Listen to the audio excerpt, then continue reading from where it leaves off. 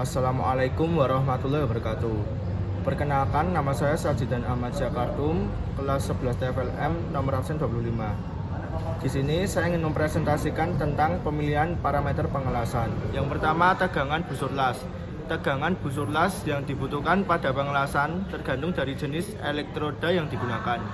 Besar kecilnya tegangan busur ini berbanding lurus dengan panjang busur sendiri.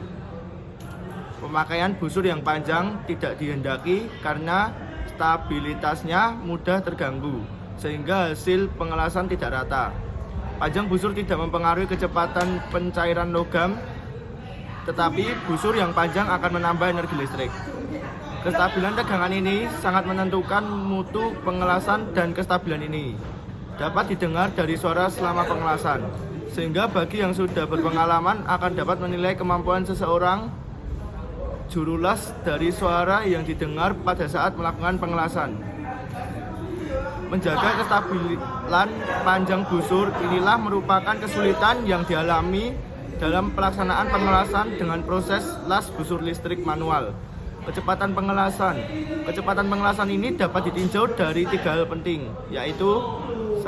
Menurut panjang deposit tanpa mempertimbangkan luas maupun tebal deposit. Travel speed.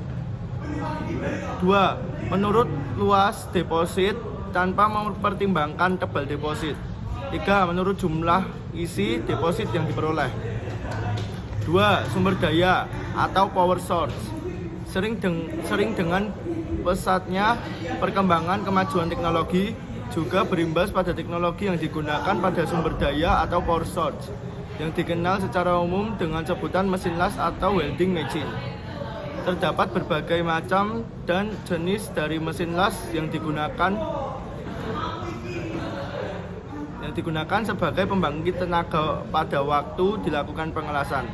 Satuan yang digunakan pada mesin las adalah ampere dan voltage, yang selalu berbanding terbalik sesuai dengan karakteristiknya pada saat digunakan.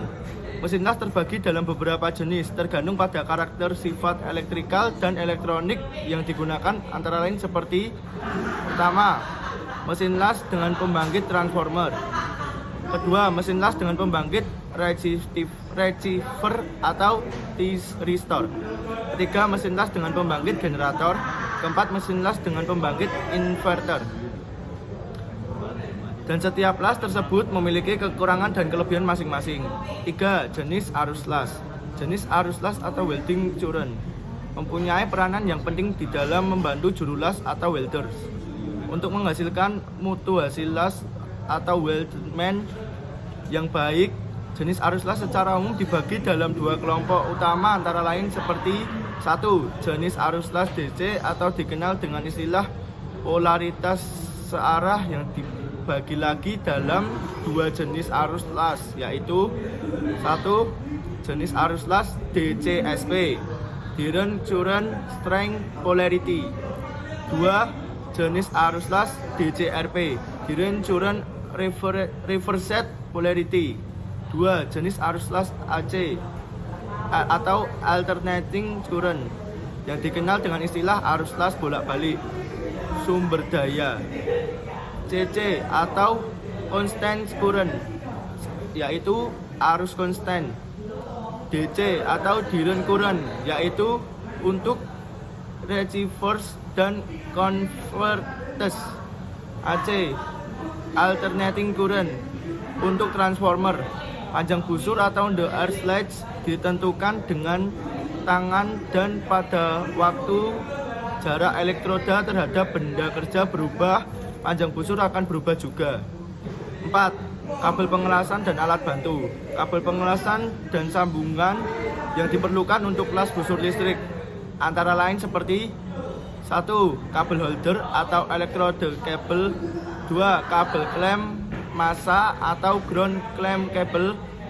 Kabel yang digunakan ke elektroda melalui holder harus kabel yang memiliki arus yang kapasitasnya cukup, sehingga tidak akan terjadi panas yang berlebih atau overhead.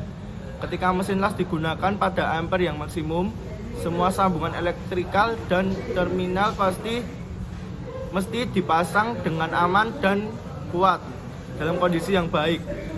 Jika tidak demikian, maka akan terjadi panas yang berlebih. 5. OCV atau Open Circuit Voltage. OCV adalah voltage yang diukur antara terminal elektroda dengan terminal retun ketika mesin las dihidupkan tetapi belum digunakan untuk mengelas.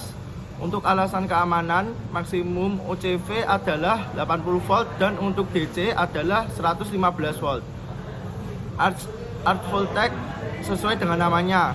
Membaca voltage dilakukan bila busur las sedang beroperasi dan untuk membacanya dengan teliti maka harus diukur sedekat mungkin dengan busur las. Duty cycle. Duty cycle adalah masa waktu di mana mesin las dapat beroperasi pada ampere tertentu tanpa terjadi kelebihan panas atau overheating pada mesin. Sekian presentasi dari saya. Bila ada salah kata mohon dimaafkan. Wassalamualaikum warahmatullahi wabarakatuh.